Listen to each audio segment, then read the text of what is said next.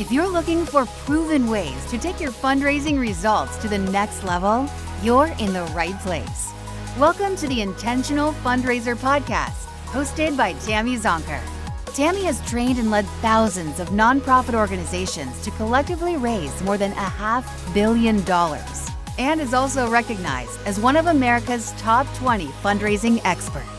This is the podcast where Tammy equips and empowers amazing fundraising pros like you to transform your fundraising so you can transform the world. And now, let's hear from Tammy. We'll start the show in just a moment after a word from our sponsor.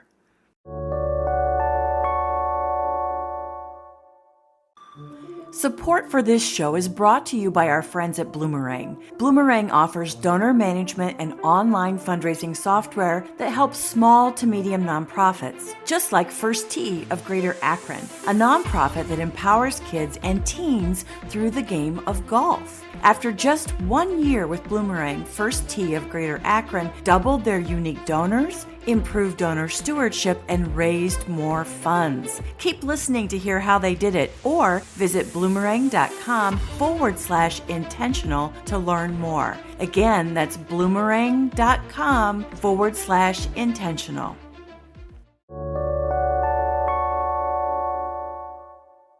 Today, I'm excited to talk with Nelly Cheboi, founder of TechLit Africa. If her name sounds familiar, it may be because she was recently named CNN Hero of the Year. Nelly is an ambitious tech leader who wants to bring more Kenyans into the digital economy and develop effective, scalable solutions to poverty. During her senior year of college, she started a school in Kenya to do just that.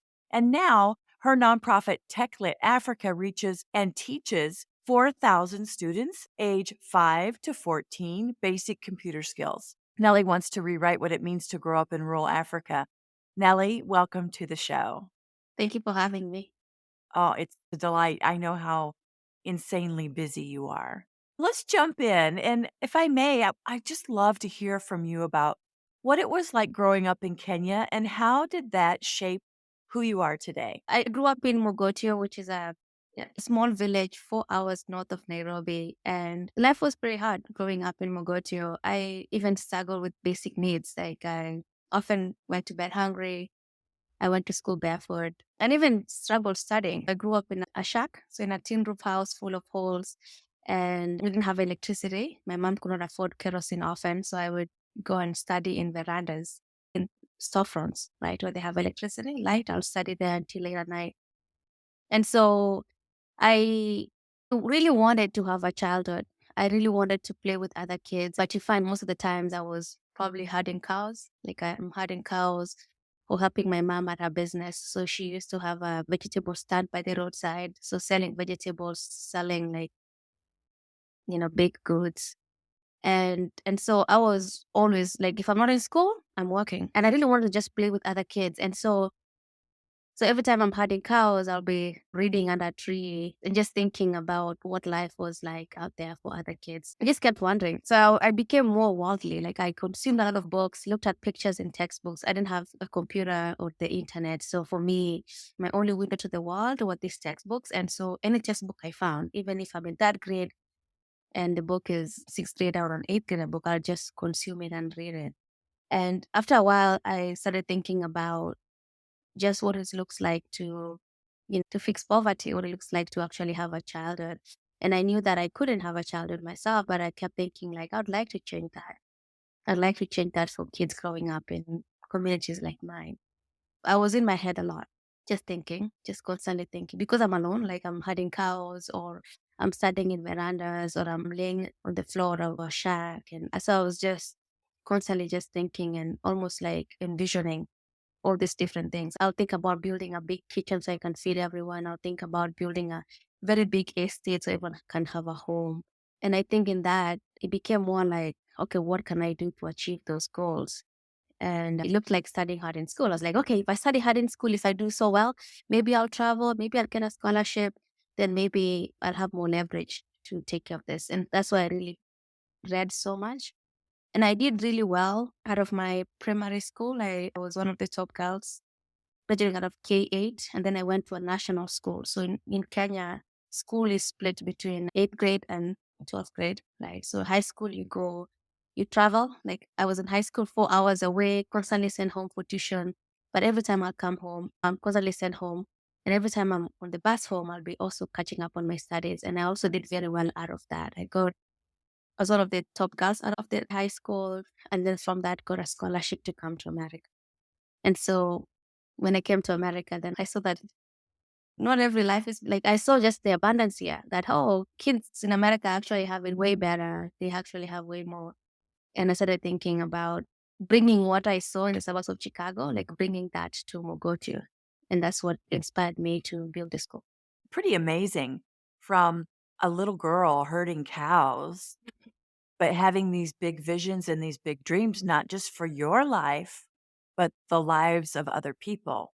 I mean, that's what I hear when I hear you say, I dreamed of building a big kitchen so I could cook for everyone. That's really beautiful, especially coming from just a little girl. I wonder where that inspiration and those visions come from. And I know that your mother has been a real source of inspiration and motivation in your life. Yeah. She had that vegetable stand and that baked goods stand. She was always so Yeah. tenacious, as I've heard you speak. Yeah. And you call her a phenomenal woman.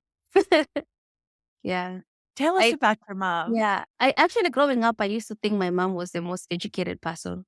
So as I'm doing my homework or I have some questions, she'll have the answers. And turns out she was like remembering it from memory. Like if I'm talking about Kenyan independence, she's probably a young girl then and she'll remember from memory. So I used to think that she's very educated. I learned recently, like in 2016, like much, much later, that she really wasn't. Like she only made it to secret. I did not know, which made me even respect her more. And we used to have this tradition where sometimes when we have kerosene and I don't have to go study in the verandas, I'm studying at home and I'm using these kerosene lamps to study. So the bedroom is separate and we have this curtain separating the bedroom from the living room. And Sure. so I'll be studying in the living room and then she'll be behind the curtain sleeping. And she used to tell me a lot of stories. There's one specific story that I really like. It was about a guy who was on a wheelchair and they were doing really well in the community at the moment. Like her daughters were in high school, they're becoming well known. And so to us, they were kind of like, they were well, right? And then she would tell me stories about how they really struggled, how he really struggled because he was in a wheelchair. His family was really poor. And then the wife's family was also really poor. Every time I have kerosene and I can study at home, I'll just ask her about that story and she'll tell it to me and I'll just cry. Like I'm just like tears are dripping to the books that I'm studying, but I just like almost like holding my tears, but they are rolling down. And I think the reason I love that stories and stories like that is that it kind of gave me the idea that, hey, like, poverty is an expiration date. Like, even if your life is hard right now, even though their life was really hard, to me, when I heard those stories, I felt like, oh, their life was really hard. I think we had this kind of relationship where even though she did not try to shield me from the poverty or from the challenges that she was experiencing, like if she's coming home very late at night, sometimes at 11. I see how exhausted she is, and I'm singing her the song, I'm comforting her. So we had this bond, right? And so it was just full of inspiration. And for me, I really respected her. She was my world, because she had all the answers. I don't know if she was making up the answers, but like if I had a question, she would find the answers and she was telling me these stories. And I think that gave me so much empathy. I think from her Yeah. stories and from her just really telling me the way it is, telling me how life it is. And then also it really made me want to think about sustainable solutions towards poverty because I realized that hard work was not it. Because if hard working was it, then my mom would be very rich because she was working really hard and women like her were working really hard. So it made me started thinking about, okay, how can you actually sustainably fix poverty? Because you can show up every day, grind and have the grit. But if the systems are not working in your favor, then you just stay the same. There's one time I was in that grade and there was drought in northern Kenya and they had a picture of a young boy who was really malnourished on the cover of the newspaper. And I was so shocked by that. I went to her and I asked her, hey, is everything on the newspaper true? And she said yes. She had no idea what I was asking. And then I kept telling myself, why? Like, if this is covered in the newspaper, why is no one doing anything about it? I think those instances started giving me ideas like, hey, there are problems out there and someone needs to do something about it. And if you expect other people to do something about it, then you might as well do something about it, you know? That's really powerful. And again, just such a young girl. You mentioned that you attended college in Rock Island, Illinois, a few hours outside of Chicago, and you graduated with your bachelor's degree in applied mathematics and computer science. Yeah. Now, it would have been really easy and understandable for you just to pursue a high paying tech career here in the US after graduation and to live the American dream. But instead, you chose to focus your attention on building schools in Kenya. And that was actually before you even graduated. Yeah. So, bringing more Kenyans into the digital economy, and again, with that vision of developing effective, scalable solutions to poverty, right? That empathy that you developed at such a young age. Tell us about that decision and how TechLit Africa was started. Yeah. So when I got to America, immediately my family was still living in a shack. My mom was really sick and she was losing so much money. Like she wasn't even making any money being by the roadside selling those vegetables because business was not good. But she had like, what else could she have done? She had to keep trying, showing up every day. So I had responsibilities. I was a college student. I could earn money through a work study program, working 20 hours a week because I was an international student and I could only work 20 hours a week. And so in 1 year, I was able to fly back home, move my family into a nice apartment with a roof that doesn't leak, with electricity. I even bought furniture, I bought everything. And for the first time, we were actually hosting people. There was decency now. Like people are coming to our house. We were not embarrassed. At our previous home, I was not able to bring anyone there. We don't even have pictures of that place. And so to be able to host people at our home was just like it gave us so much decency.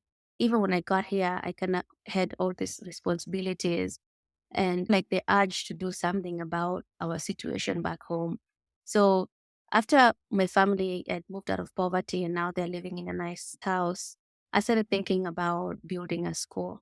I'm a junior in college and I wanted to build a school because that idea that I wanted to bring everything that I saw here, I wanted to bring it over there. I wanted to have a really fancy school with ballet, tennis, music studio, dance studio, all those things. So I was already thinking about, and what really helped me was the risk profile. I build a school, it doesn't work out. I graduate, I get a degree anyway.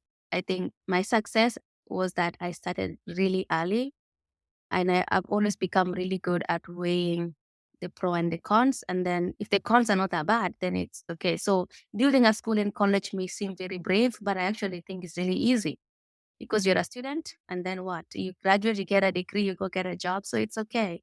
And so I built a school even before I discovered computer science. And so when the school was starting is when I realized, wait, there's actually computer science, there's a whole tech world.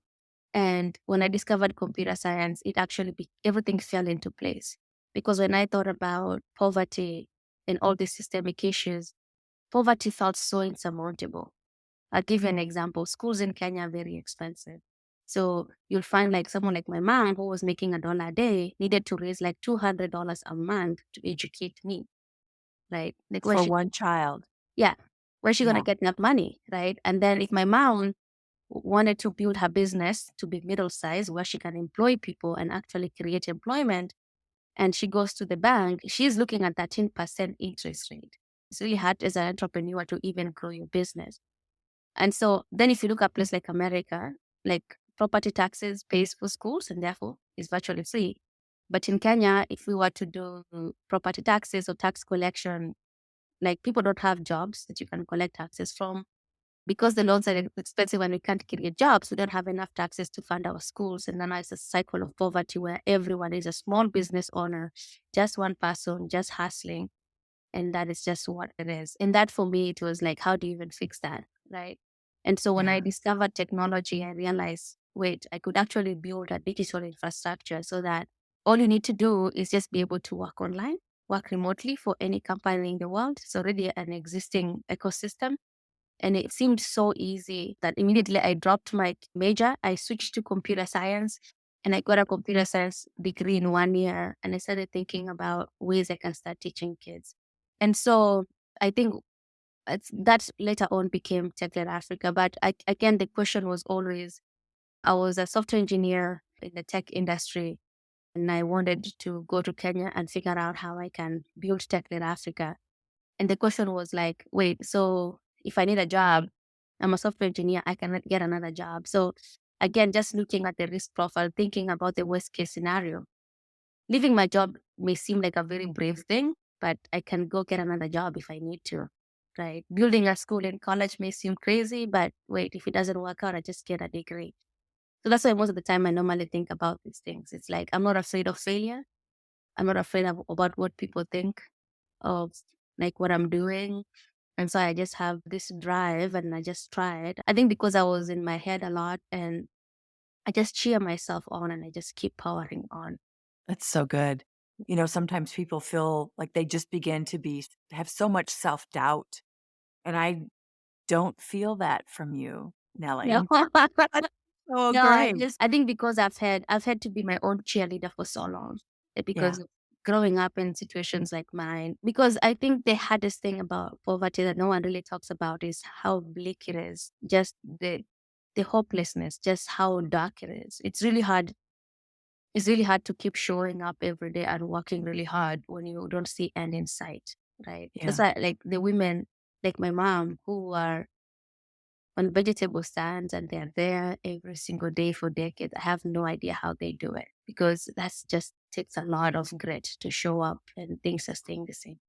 You mentioned that schools are very costly in Kenya for Yeah, upper school, 8th grade through yeah, 12th grade. And especially for girls, there are even more obstacles that keep them from graduating high school, mm, like child marriage, menstruation, yeah. trafficking, household chores, and gender based violence. In fact, according to a study that I read, nearly half of all Kenyan girls drop out of school before graduation. Yet you've not only helped them graduate, but you've also been recognized for your efforts in introducing Kenyan girls to STEM, which even here in the US is a challenge, right? It's something you have to be really with all of the abundance and all the tools and all the resources. Having girls embrace science, technology, engineering, and mathematics is no small feat. So, Nellie, how do you navigate these challenges to really equip and empower girls to achieve academic success? And then what's next for them after they graduate? Yeah. What are you envisioning? I think one of the interesting things teaching tech to our students is that there's no bias actually, because like for both boys and girls, this is their first experience with computers. There's no stereotypes. So I think that kind of really helps us. And I think just by design, we haven't had as much challenges because we go into existing schools, we go into these remote schools, and we incorporate that as part of their curriculum. Actually, when we started, because I had that one school, my school, I used to have a computer lab where the kids are coming in during the weekends and in the evenings or during school breaks and they get to learn. And it seemed like a very effective way because you have only one resource and then the kids come, right? But then we quickly noticed that those who were coming were boys because girls were helping with chores and actually realized that if Definite Africa existed when I was growing up, like the way we were doing it back then, I wouldn't have been able to attend because I was herding cows. We met them where they were, right? If you go to schools, girls are there, boys are there in schools. And then it's also incorporated as part of their schooling. They're learning math, like they have a math class and then they go to the computer lab and they learn digital skills and then they go and continue with their lessons. And so with this, it becomes just as part and parcel of their curriculum and their schooling as math is or as English is. And that has given us a lot of room to scale because all we need to do is partner with existing schools. The kids are already there. The system is already there. It's just a matter of adding tech at the timetable, and then we can easily grow, right? And so right now we are in 15 schools and we want to go to 100 schools. We just go to new schools and we incorporate the curriculum. Amazing. 100 schools. How many students do you think will be impacted when you get to 100 schools? I think when we get to 100 schools, that'll be about 50,000 kids. Incredible. Yeah. How will that feel, Nelly? I just feel like, hey, I need to get to 1,000 now. Yeah. Yes. We'll be right back after a word from our sponsor.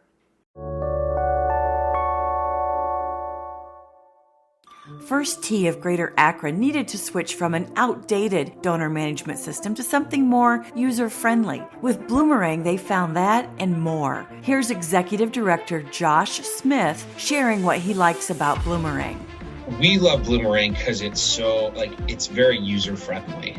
We're able to do more because our daily tasks of thanking donors and sending thank you notes have been cut more than half because of Bloomerang. Year over year, we have raised more funds, so obviously I think Bloomerang's been a huge part of that.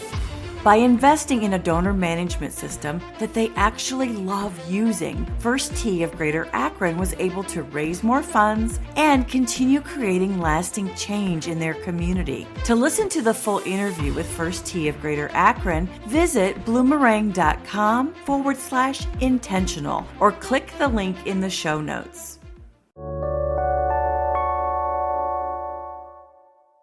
Let's talk about CNN Heroes. As CNN Hero of the Year, not just one of the 10 heroes, but ultimately Hero of the Year, you'll receive, or perhaps have already received, $100,000 US to expand your work, which, correct me if I'm wrong, that's 12 million shillings, which is the currency of Kenya, right?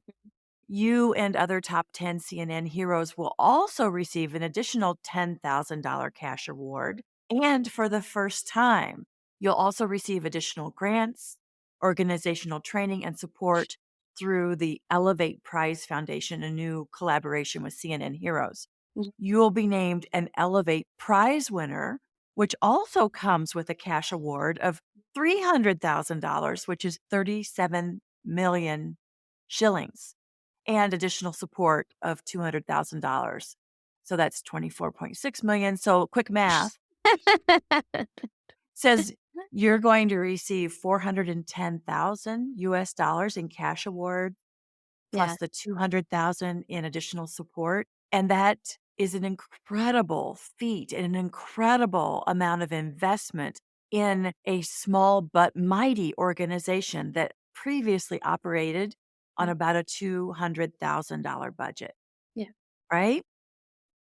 So how will an award of $610,000 US, 75 million shillings, like how will, I know, it's just like you can't help but laugh, and the look on your face, right? The smile, like this is, I wonder if that little girl laying in that shack could have ever envisioned this kind of success and this kind of impact for children and youth all across Kenya. How does it change your work, and how does it change the lives of Kenyan children and youth?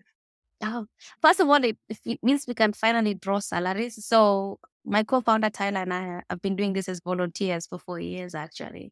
Right now, we're working with the board and figuring out how we can draw salaries that will really help. Salaries would really help. Salaries will help because sometimes I used to work remotely for tech companies at night, and that will give me a little bit of income for sustaining us. And so being able to grow salary will be really huge. The award really helped us. It gave us a lot of mileage in Kenya, mostly because it's really hard for someone to understand when we talk about working remotely for companies. And it really is hard for someone to understand what we mean because there's no mental model of remote work, or so they keep thinking, are you working for the internet? And so I used to spend most of my time talking to schools and telling them about our programs and how we work. And most of them, they just did not understand, and therefore it was very hard for them to work with us. Another complication is that we charge the schools actually. When we go into a new school, we ask the parents or the schools to contribute the operation costs. And that really ensures that once we are in a school, it can run forever, and going back to sustainability. So instead of fundraising for the same schools over and over again, we actually, once we onboard with school, the school is funded locally, the school is good, right? And that really enables us to scale rather quickly. But it's quite a challenge to call a head teacher and be like, hey, So I have this program. It's going to cost you this much. They'll be like, hey, are you a scammer? And so I think it has Yeah. really helped our Are you soul. a scammer? Yeah, right. That's really helped that's the biggest win we have gotten, in that at least they know us, they know our name. And You're so, legitimate. yeah. So it's easier now. It's easier for them now to converse with us, even though they may not understand what we're talking about in terms of like being able to work, because there's no mental model. It's really hard to map that. At least now they're willing to listen and partner with us. And so has been the biggest win, actually, just being able to work with these communities and get them to partner with us.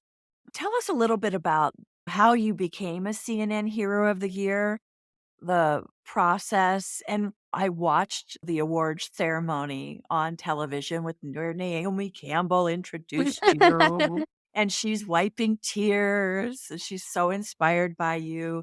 And then at the end, when you have all 10 CNN heroes on the stage and the CNN Hero of the Year is announced, Nelly Cheboi. And your expression and your outward shriek, right? It's screaming. And how lovely that you brought your mother on stage and honored her in that way. It was so beautiful. So tell us, what was the process? And really, Nelly, what does it mean to you? So I can start with the second question, which is easier. So I think being able to share that moment with my mom was really wonderful. And I used to sing her that song all the time. And it's funny because she was thinking, you're so cute. I really wanted to show her the world. And I really wanted, for me, and for so women, like you find that that's all, like they become teenage moms, and then they have like a vegetable stand by the roadside. They work for decades. They provide for their communities, their kids, their grandkids, their parents. And they just die in poverty. There's this thing in Kenya where once you become a mom, like nobody really calls you by your name. You just like Mama Nelly, for example, right? And so it's almost like you're stripped out of your identity and you're working really hard to provide for the whole community. When I learned that I was going to become a top 10 CNN hero and I was going to be in New York, I was really thinking so hard how I can use that platform to recognize those women that were on the roadside. They're showing up every day, working really hard, and nobody knows their name. Like nobody. I grew up my whole life wanting to show my mom the world. I kept thinking of ways I can do that. And so it was really interesting that at that moment when I was announced as the CNN Hero of the Year and all the cameras were on me and it was just full of emotion on live TV. It was so instinctive that, hey, come share this moment with your mom. It was like, it just really shows just how much of a dream this was, just how much I've internalized that promise, how much I was always looking for opportunities. And so the song that I used to sing to her used to go like this: mkono wangu mdogo we hawezi kufanya kazi, nikikuwa mkubwa we nitakusaidia utapumzika. So this song, most Kenyan kids, it's one of the nursery rhymes you learn in first grade, second grade. And it's just saying that my hands are so tiny, I cannot help you, but when I grow up, I'm going to show you the world, or you're going to catch a break or something along those lines. I stayed home, came to sing to my mom, and I just kept singing. I kept singing all the time.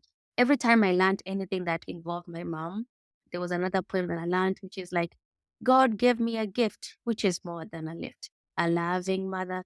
And like you just like you're taught these things that just like a poem you see in a book or a song.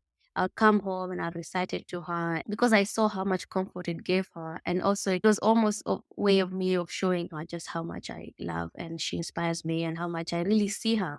I see her for who she is, not as my mom, but as Christina Cheboi, her mom of 4 daughters, working really hard to educate her daughters. And so I think that night really meant a lot because it was in such a miraculous way. I have a way of willing everything to existence, but I would not have willed that. I did not. That one I was way beyond me. Like there's no way I would have. Like other things actually don't surprise me. Building a school, yeah, I can do that. Running TechLit Africa and like going to 100 school, going to 1,000 school. I have so much belief in my sheer power of willing stuff into existence that it doesn't even like my dreams never scare me, right? But that one, no way. Like, and I can't just call CNN and be like, hey, let's organize this event and get my mom to come on stage. And so that one was just so, it was so miraculous. It was like such a long childhood dream that came true. When I think about that moment, I just scream because it was so miraculous in a way that even in my wildest dreams, I could not have envisioned that. Really beautiful. Yeah. And then for the process, I mean, I actually was not aware of CNN Heroes until like I got a call from them. And so it sounds like it's an open nomination. And if you're listening this and you want to try it, completely open, cnnheroes.com. You can just go and nominate someone, or you can find someone to nominate you. And then they just you go through the process. They come to the ground, they do a video. And when I found out I was like being considered for CNN Heroes, I was just really happy about getting a video, because like most people say like, hey, you need to have a video to talk about your work so people can understand your work. You'll find that people here in America can donate a video, but they're not able to come to Kenya and record the stuff on the ground, right? And so therefore, they're not capturing as much. And then because we're in rural Kenya, it's really hard to get someone there to do a video. So I kept trying to like make my own video documentary to describe our work. And I just couldn't do it. I just never got around to it. And so when I learned that, hey, getting a video from them was just so cool. Everything else was just a bonus, like being on the top 10. And That's awesome. Well, I want you to know I went out and voted for you every day. Thank you. Thank you. Oh, it's just so inspiring. As we wrap up, Nelly, what would you say to a young person out there with a big, crazy dream of changing the world? I think that you have so much resource just within you. Like you have so much power that you don't realize it. And so the question you always have to ask yourself is, why do you want to do it? When you care so much deeply about what you want to do or why you want to solve a particular problem, it's really easy to find solutions and resources. And then it's also very easy not to get too attached to the solution. Just keep experimenting. The problem nowadays is that it's easy to look at someone like me right now. Like you look at Nelly in 2023, I'm not the same Nelly from 2016 when I was struggling to build a school, or from 2018 when I was struggling to even get someone to donate for a first shipment to Kenya. And so most people, they'll look at where I am right now and they'll compare to like their first version. And so ideally, you're supposed to look at people and you're supposed to use them as inspiration, but don't compare them to yourself, right? Because we all have very strong abilities. We have things that drives us. So just ask yourself why. Just think about how you can start. Just start. Just do things. You don't have to have all of it figured out. You don't have to have $1 million in funding. You don't have to have a lot of influence. Just start and keep inviting people into joining, sharing your work. And it's very easy nowadays to share your work with social media. So just keep sharing. I love that. That's great advice. And I would be remiss if I didn't mention that you have a co-founder, Tyler Cinnamon, right? Yeah. Who has been with you every step of the way from Yeah. really from the beginning, at least in the college, right? We met in 2016. So we met at my first job and we were dating for 2 years before actually starting TechLit together. Yes. You may be the forward face, but there is a real power couple behind TechLit Yeah. Africa. Yeah. Nelly, at the end of each episode, I like to ask just a few rapid fire, insightful questions to provide just a little extra value for our listeners. Are you ready? Yes. Yes. Okay, first question. What's the best fundraising advice you've ever received? Fundraising is about relationship building and not transaction. So don't try to raise money from people that you're working with, the people that you are benefiting from your work. Don't try to put them in a light that it's very demeaning, is a way to extract pity from the donor and therefore raising money. Actually, how do you empower these folks and inviting people to invest in them? I love that.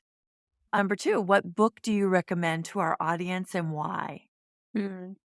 I think the best book I can recommend is actually the Mom Test. It's a very simple book. It's about when you're building a product and when you're asking for support, it's very easy to try and speak about your solution and try to get people to, but actually, how do you, for example, with fundraising, how do you find out if someone actually cares about what you're working with and they'd like to support you, as opposed to saying like, hey, we're doing things and this, and making them feel guilty for saying no.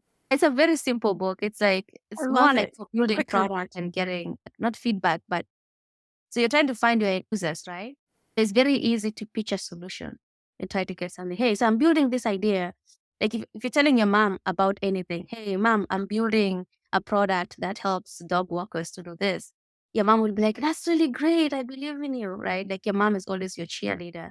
Yes. So, so it's almost like how do you get your mom to understand the product? We'll include a link to it in the show Yeah. notes and have Yeah. people check it out. It's very interesting. What do you think are the 3 most important traits of a successful fundraiser or nonprofit leader? What 3 traits must they possess? I think you really have to understand the people that you're working with. I don't like the word beneficiaries, but I think the word beneficiaries here makes a lot of sense. I think you really have to understand them.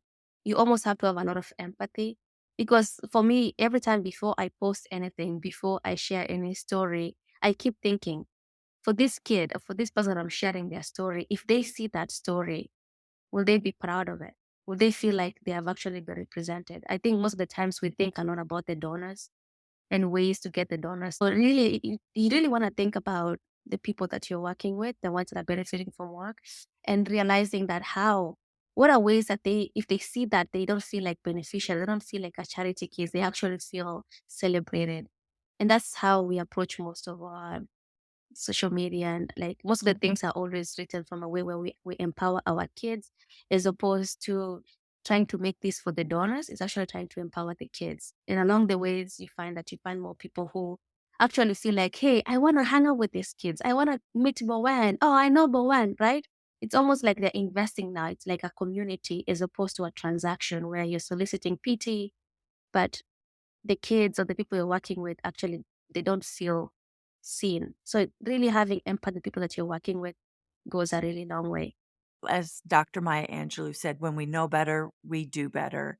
Yeah. And we know now that in the context of ethical, empowering storytelling, we have to honor the journey of the people who participate in our programs.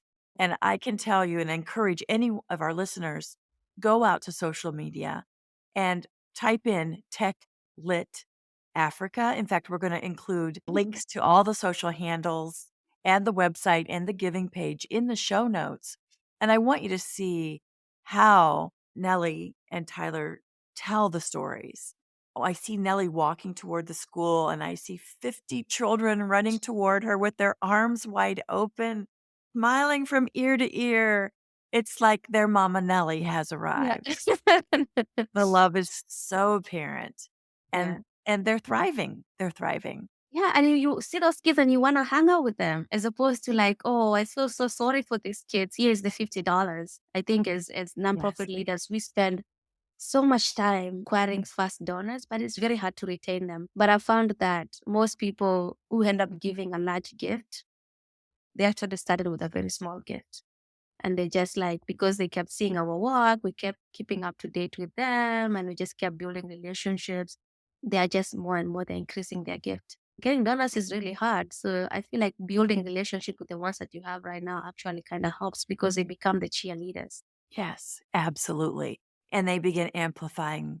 There was this guy that I donated to a GoFundMe a while back in 2019 and has been a supporter of us since then. So just kept keeping in touch. And recently they had a company retreat. And so the company was featuring TechLit and he was getting all the praises for TechLit. So you can imagine how he felt, right? Because he feel like, oh, I've been with this organization from the beginning and now I'm being celebrated for like championing the organization. They have so much ownership. It's like, oh, I've known them from the very beginning. I've been supporting them. And so the company, as they were featuring TechLit, they mentioned that, oh, and this is the guy who introduced us to TechLit. And now all the praise about TechLit was going to the guy. I think now we have a long-time donor, right? A real partner. Yeah, yes. Yeah. Ah, so good. All right. Last question. Knowing what you know about fundraising and nonprofit leadership now, knowing what you know now, what advice would you give your younger self just starting in this profession? It takes time. It takes so much time. It does. Like, there's no silver bullet. It really just means like going out there, building relationship, and understanding your community. And it just takes such a long time. Like I remember when I was starting and I was sitting at charity work and I kept thinking, wow, they're so talented. I don't have the talents that they have. But now I realize, well, they were like 16 years in and I was just 1 year in. It takes so much time. It's really about learning, relearning, and doing old habits. And just like, you just have to keep going. That's all there is to it. You start without knowing anything and you just keep showing up and you keep going. And if you know it, if you know your why, you're going to find those answers, or you're going to find people who are going to help you find those answers. It's almost like you're describing how you described your mother. Yeah. Always showing up, never giving up, consistency, knowing her why. You know, the saying, apple doesn't fall far from the tree. Yeah, totally. Yes. So lovely. Nelly, thank you for joining us today. Thank you for having me. This is fun. It was fun. If you want to learn more about Nelly, TechLit, CNN Heroes, or follow her on social media, we've included links to her handles in the show notes, as well as links to the other resources that we've talked about today. Thank you for listening to this episode of the Intentional Fundraiser Podcast. Keep on transforming your fundraising so you can transform the world. And now for a final word from our sponsor.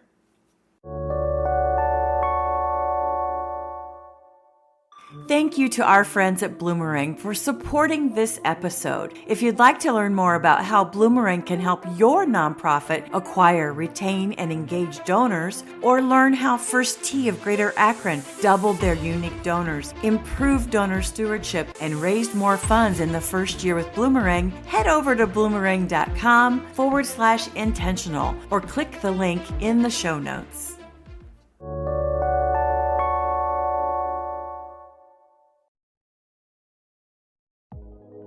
The Intentional Fundraiser Podcast is a Fundraising Transformed original. It's hosted by me, Tammy Zonker, founder and president of Fundraising Transformed, where we help equip and empower fundraisers, nonprofit leaders, and board members to transform their fundraising so they can transform the world. Visit fundraisingtransformed.com/podcast to subscribe to this podcast. And subscribe to my newsletter to get fundraising lessons, tools, and helpful resources delivered straight to your inbox each month.